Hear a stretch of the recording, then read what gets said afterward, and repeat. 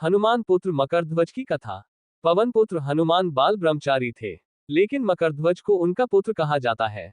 ये कथा उसी मकरध्वज की है।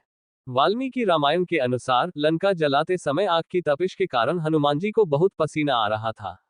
इसलिए लंका दहन के बाद जब उन्होंने अपनी पूंछ में लगी आग को बुझाने के लिए समुद्र में छलांग लगाई तो उनके शरीर से पसीने के एक बड़ी सी बूंद समुद्र में गिर पड़ी।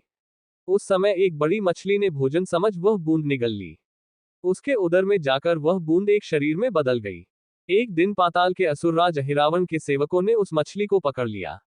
जब वे उसका पेट चीर रहे थे तो उसमें से वानर की आकृति का एक मनुष्य निकला। वे उसे अहिरावण के पास ले गए।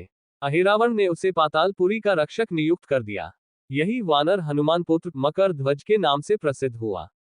जब राम रावण युद्ध हो रहा था तब रावण की आज्ञानुसार अहिरावण राम लक्ष्मण का अपहरण कर उन्हें पातालपुरी ले गया। उनके अपहरण से वानर सेना भयभीत व शोकाकुल हो गई, लेकिन विभीषण ने ये भेद हनुमान के समक्ष प्रकट कर दिया। तब राम लक्ष्मण की सहायता के लिए हनुमान जी पातालपुरी पहुंचे। जब उन्होंने पाताल के द्वार पर एक वानर को देखा तो वे आश्चर्यचकित हो गए। उन्होंने मकरध्वज से उसका परिचय पूछा। मकरध्वज अपना परिचय देते हुआ बोला, मैं हनुमान पुत्र मकरध्वज हूं और पातालपुरी का द्वारपाल हूं। मकरध्वज की बात सुनकर हनुमान क्रोधित होकर बोले, ये तुम क्या कह रहे हो? दुष्ट, मैं बाल ब्रह्मचारी हूं, फिर भला तुम मेरे पुत्र कैसे हो सकते हो? हनुमान का परिचय पाते ही मकरध्वज उनके चरणों में गिर गया और उन्हें प्रणाम कर अपनी उत्पत्ति की कथा सुनाई। हनुमान जी ने भी मान लिया कि वह उनका ही पुत्र है, लेकिन ये कहकर कि वे अभी अपने श्रीराम और लक्ष्मण को लेने आए हैं। जैसे ही द्वार की ओर बढ़े वैसे ही मकरध्वज उनका मार्ग रोकते हुए बोला, पिताश्री, ये सत्य है कि मैं आपका पुत्र हूं, लेकिन अभी मैं अपने स्वामी की सेवा में हूं, इसलिए आप अंदर नहीं जा सकते। हनुमान ने मकरध्वज को अनेक प्रकार से समझाने का प्रयास किया, किंतु वह द्वार से नहीं हटा। तब दोनों में घोर युद्ध शुरू हो गया। देखते ही देखते हनुमान जी उसे अपनी पूंछ में बांधकर पाताल में प्रवेश कर गए। हनुमान सीधे देवी मंदिर में पहुंचे जहां अहिरावण राम लक्ष्मण की बलि देने वाला था। हनुमान जी को देखकर चामुंडा देवी पाताल लोक से प्रस्थान कर गईं।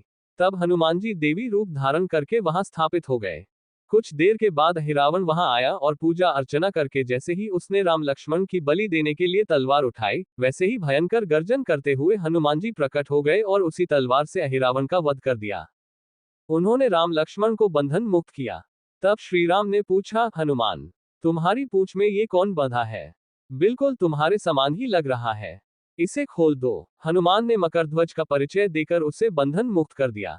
मकरध्वज ने श्रीराम के समक्ष सिर झुका लिया।